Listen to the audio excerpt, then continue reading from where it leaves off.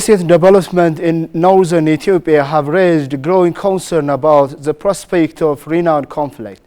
Reports indicate that PLF is engaging in the forceful recruitment of young people and the mobilization of communities in Tigray region in pursuit of its political and military objective, promoting fears of another round of armed confrontation with the federal government.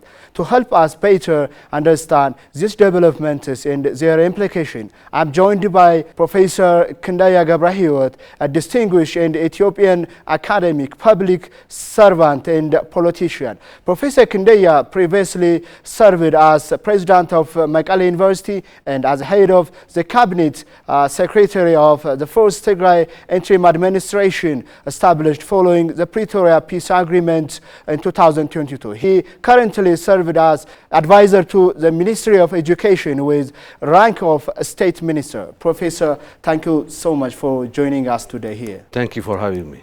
That's great. So, as I mentioned earlier, you have a distinguished career in public servant politics and other professional areas. And would you please share with us the journey of your profession first, Professor? Well, I think I cannot speak much about myself, but I studied my first degree at the former ENA University, which is now called Haramaya, and then continue my second degree in the United Kingdom, and later have had my PhD in Germany.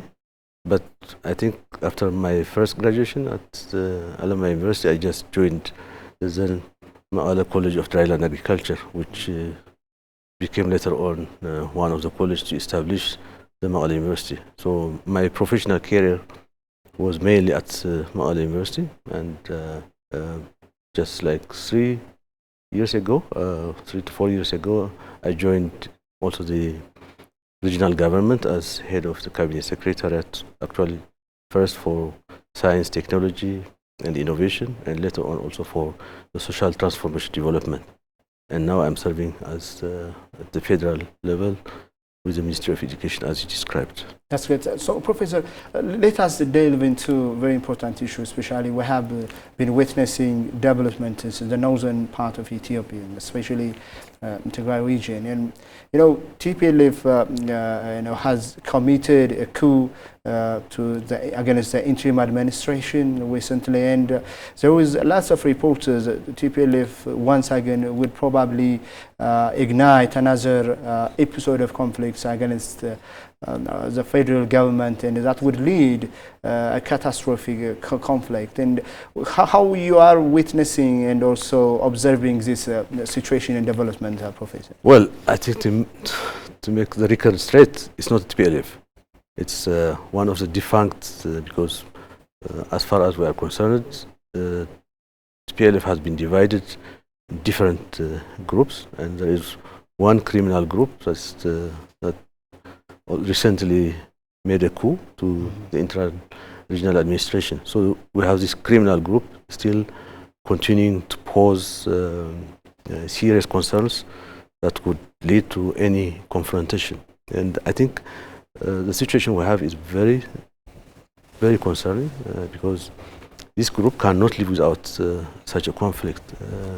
So we are very much seriously following the developments, and there is a big potential where we could have another round of conflict. There's also reports in this regard, for instance, and a forceful recruitment of users and mobilizing communities forcefully, and readiness even at the level of TPLF to create it's not TPLF. Yeah, actually the different TPLF, actually, yeah. The divided TPLF, yeah. Whatever, that recently, yeah. Which has created a coup in the region. And so, what does mean it for the international? Well, as you said, this is a group, as I earlier mentioned, that cannot live without confrontation. Mm-hmm. And the indications were not only the recent developments were just another manifestation of the behavior of this group, because when we signed the Pretoria Agreement, the group that is remaining now in that kind of cliche did not accept the Pretoria Agreement. It was the TPLF-CC that dominated them, and then so that even from the establishment they were not happy with the signing of the Pretoria Agreement, and I think that behavior is continuing. And we had the first interim administration led by Getachew Reda, and then they did everything so that that administration would not function, and later on demanded for General Tadesse to be appointed. That was their demand, and the federal government accepted. But we knew from the outset that they would not also let General Tadesse were ready to work and be effective and address the real issues of Tigray, because with the Pretoria Agreement there are serious issues that are not yet resolved, but they make sure that those issues will not be resolved so that the confrontation will continue. So recently they were not also happy with General Tadesse. I don't know for whatever. As far as we are concerned, Tadesse was very good for as far as, because he've been doing what they have asked for. But that presidentship was the only remaining that he didn't give up. So they wanted that kind of position. So this is the pattern of their behavior. So even when Tadesse was still in power, they planned to recruit about 50,000 youths, but what they got is less than hundreds. So that frustrated them, because as you know, in the previous war, Tigray youth was mobilized without any conscription. But recently, that behavior is also related with the Eritrean government. This is the behavior. This is what we are calling is Eritreanization of Tigray. They learn that kind of behavior, and recently they are rounding up youth by force and taking them to military training camps. But the youth are fighting back, and they take thousands, and then in overnight, in few days, they are also leaving the camp. So the indications we are seeing is they are prepared for another round of war, which is to us a total madness that would put also Tigray to another unnecessary conflict. What's their real intention, the different TPLF? For instance, there was a peace agreement in Pretoria. Yeah. Most of individuals who had signed the agreement, even members of the TPLF, including Getachew. And what's their intention to? I was telling you, it's the behavior. This group is a criminal group. We say criminal group by reason, because they are involved in many illicit, illegal mining activities, human trafficking. And also, during the war, there was a lot of money raised from the diaspora, which was not accounted for. So, if normalcy, if Tigray becomes normal, they fear also accountability. But don't also underestimate their greed for power. I think the very reason why they outset the Tadesse or the recent coup is because they wanted also that one remaining position, that to be president of the regional administration. And you have seen there was a local election that could be that was one of the reasons for the conflict. So they brought back that kind of council, and surprising enough, many of us were also elected on that council, and you wouldn't find enough number. And for many reasons during the conflict, there are also people who died, and also for many reasons left the region. But whatever few people remain, they want to legitimize, make kind of legitimacy. And recently we are hearing also they are working on a proclamation that will force every able Tigrayan to join the military. And it's not only join the military, but also anyone who opposes or whatever. There are funny punishments from maybe, I don't know, from capital punishment to a few years in prison. And we have seen also imprisoning parents, elderly, for hiding to them, for hiding their kids, and who were we still have many reports that many mothers are kept in prisons. So they cannot live without that kind of conflict. For us, there is no good reason to go for another kind of war in Tigray. First, Tigray cannot afford war because the war has devastated the region. We know what was the consequence. So we should also learn from that. And there is also a means where you can, we may have differences with the federal government, but still there is a room for a peaceful settlement. The recent propaganda is to bring Western Tigray back, but I don't think we can bring Western Tigray back by fighting, because fighting will continue and will continue. But there is also the Pretoria Agreement is about restoring the constitutional order, so bringing back Tigray to the constitution. So within the constitution, there are rooms where whatever difference you may have, you can engage, discuss, and in some cases, you may also win a case, because we have tried through war, we have tried through conflicts, and I think that enough should be enough. And as far as I'm concerned, also our party is concerned, there is a way where we can engage with the federal government, whatever difference you have, and then make your case forward. Exactly. As you said earlier, one of the things that complicated the situation is some alliances behind, some anti-Ethiopia forces and hostile forces to Ethiopia. There are lots of criticism, and Eritrea and also Egypt behind this, in the TPLF. And the TPLF, the DFNAC TPLF, even choosing, Eritreanization approach and to try to implement in Tigray. So how these forces are really trying to disrupt Ethiopia? I think they have their own background and intentions. And one of the things our old friends speak was the forced conscription they learned from Sha'biya. And that's what I was saying, Eritreanization of Tigray. And you may have different interests in the region, but whoever is assuming that leading Tigray should also put the vital interest of Tigray at front. The very reason why Eritrea or Sha'biya is aligning with them is to have kind of strategic depth, so that whatever conflict there may be with the federal government, then the conflict will be in Tigray or in Amhara region. That's the roadmap they are having. And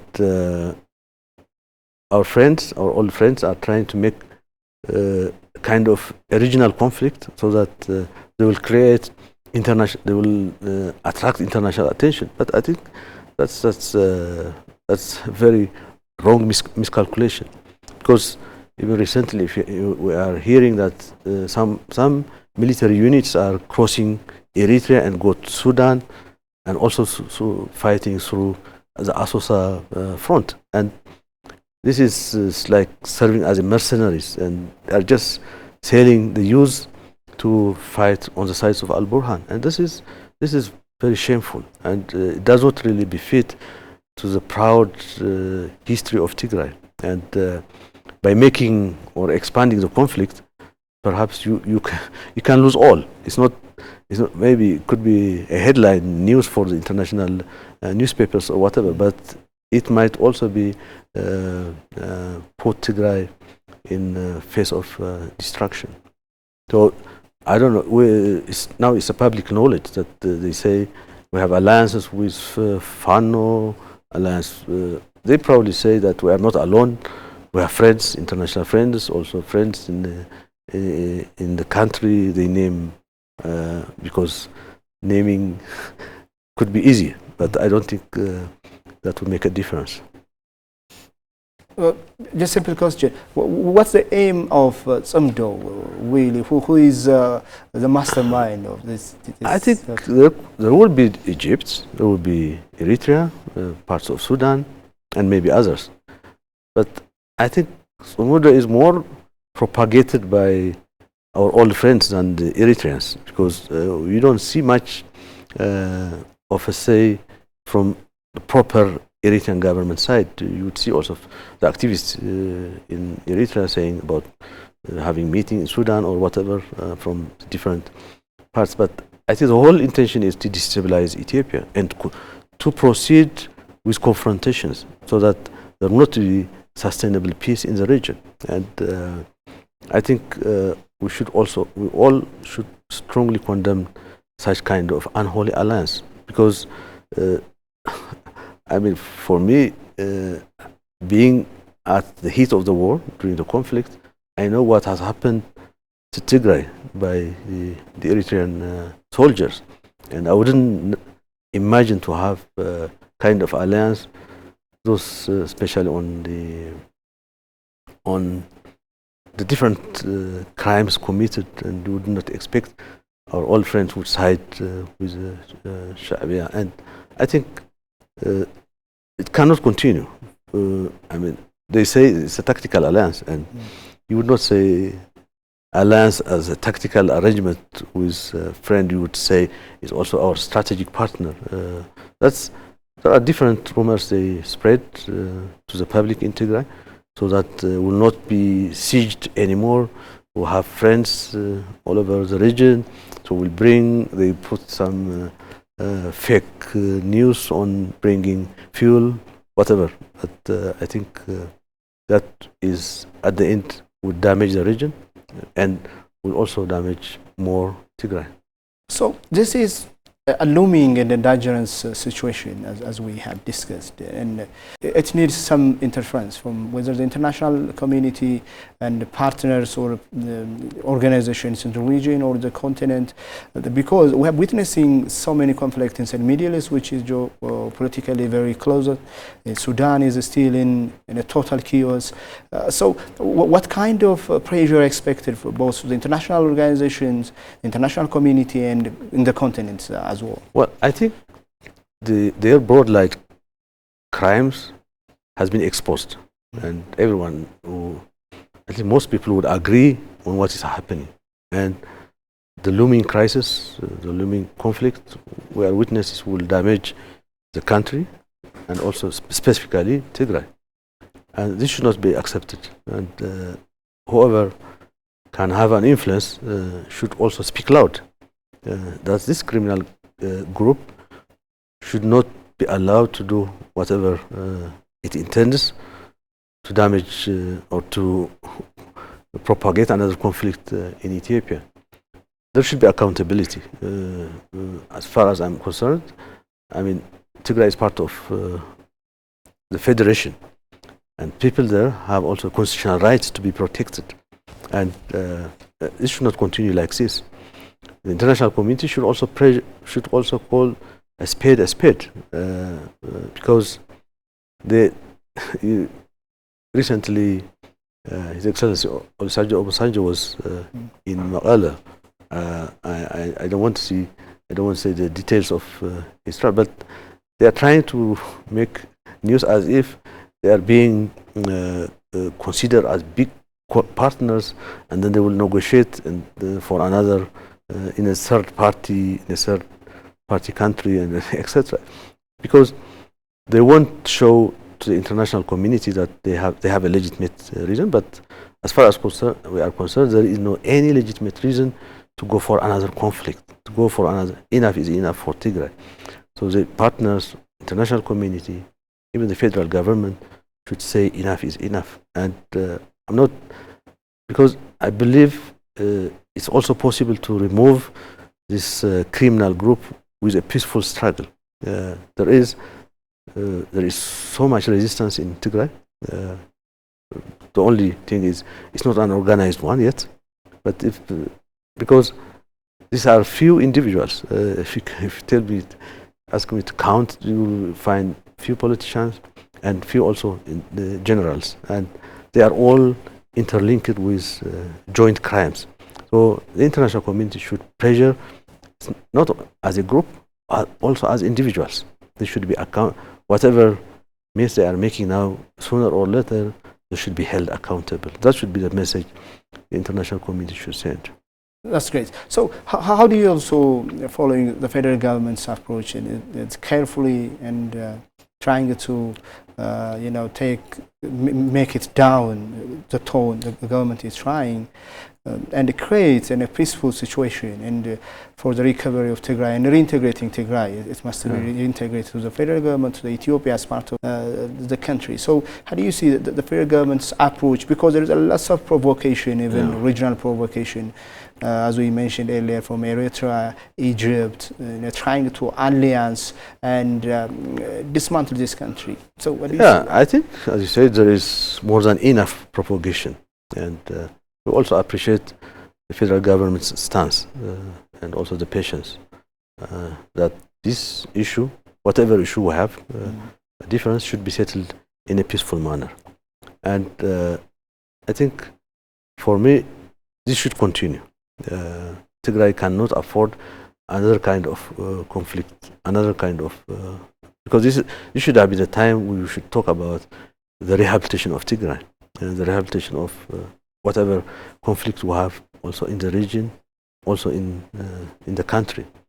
But I think all the instruments that is being used, especially in a peaceful engagement, I think should continue. And but we should also should not also be naive that people are also suffering in the region for a conflict which are not party. So I think there should be accountability of this criminal group. Exactly. So there are lots of arguments and scholars saying that TPLF has to be stopped somewhere, and the people of Tigray should be aware of that. Of course, the people are they're saying that no more war, and the youth are opposing this and protesting against war. So what's your message, especially for the elites of Tigray region, as well as the people using even the diaspora, Professor? Well, I think, as you rightly said, there is a lot of resistance for what's going on in Tigray. And in many youths, if you go to the social media, you would find that we don't need a war. There are lots of interesting messages of resistance, which is good.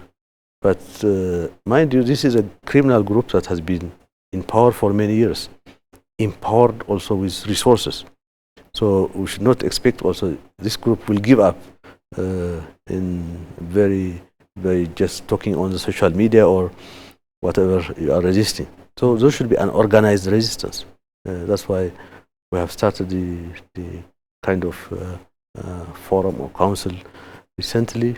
That would also be one platform of resistance, one platform of change in Tigray. But whatever people may resist, unless it is organized, it cannot be impactful, because that group is also good at making, we have it has different structures that could easily mobilize or easily force individual. We have what we call which we like development agents that was meant for a good purpose earlier. So these are the ones that would force youth to go to the military camps. But recently, since they have there is organized resistance, somehow organized resistance from the youth. Now they are using the police and the military. They are not, the development agents are not anymore going to house searches. They are using the military. So that's a good change. So we need to have also a roadmap. What to do next in terms of removing this group. So I think the Tigrayan diaspora and the youth should be organized, and we should also learn a lesson that unless this criminal group is addressed, Tigray will continue to be in kind of that confrontation and conflict. So we have to stop it, and I'm sure this is also possible because the people of Tigray know also how to resist and how to also make an impact. So we need to have a kind of form an organized, organic resistance, and then that would put the people, because they are few. And just maybe then a final question. Well, despite those challenges, the Ethiopian government has been consolidating its political economy development and military development, and on the other side we're living in the middle of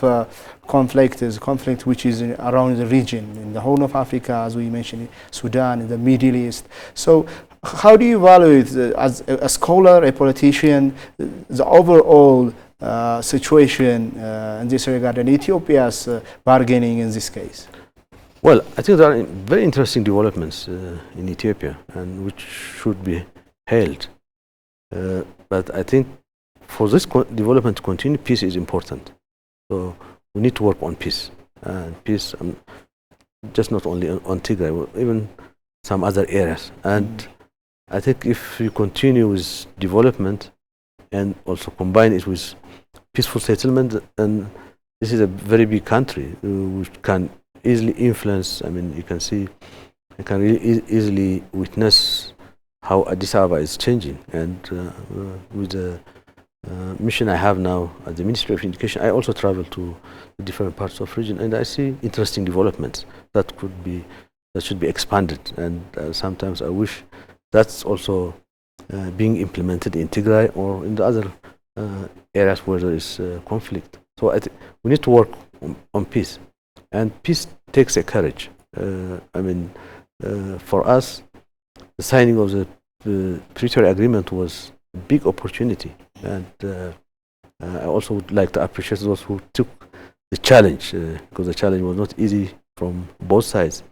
And so if you already signed, then you should continue working on a peaceful settlement. And so the influence Ethiopia is having on the region and also in the world is very important, and that leverage could also help to have a sustainable peace, not only in Ethiopia but also in the region. Because if the region is not at peace, then Ethiopia cannot be an island, because there will be conflicts being imported or being moved in. So we see the situation in Somalia and also in the other parts. But I think that needs very organized movement from the country. That's great, Professor. If you want to say something probably that we have not yet addressed in our entire discussion, let me give you a moment, or maybe 2 or 3 minutes. I think we have talked enough, and maybe my final message is also for the Ethiopians, because any conflict, if we have it anywhere, any corner in the country, should concern all Ethiopians. Whatever we have in Tigray or in Amhara or in Oromia, we all Ethiopians should stand united and also address whoever is.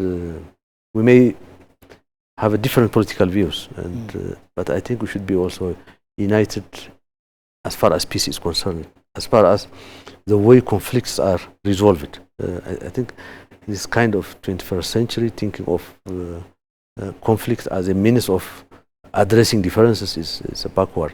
So we have to learn a lesson from our previous histories. So whatever difference we have, we should be courageous enough to have a peaceful settlement, and all Ethiopians should push for that, and especially the youth. This is a country where you have close to 30 million student population. That's very interesting. So if you can nurture this big population of students, if you improve kind of very good attitude in terms of peaceful settlements, then these are the future leaders of the country, and that could maybe our generation might have been working in resolving differences in the conflict. But I think that that should be enough, and we all should stand. And thank you very much for. Thank you so much, Professor. It's a very insightful discussion. I really appreciate for your time. Thank you very much for having me. Thank you.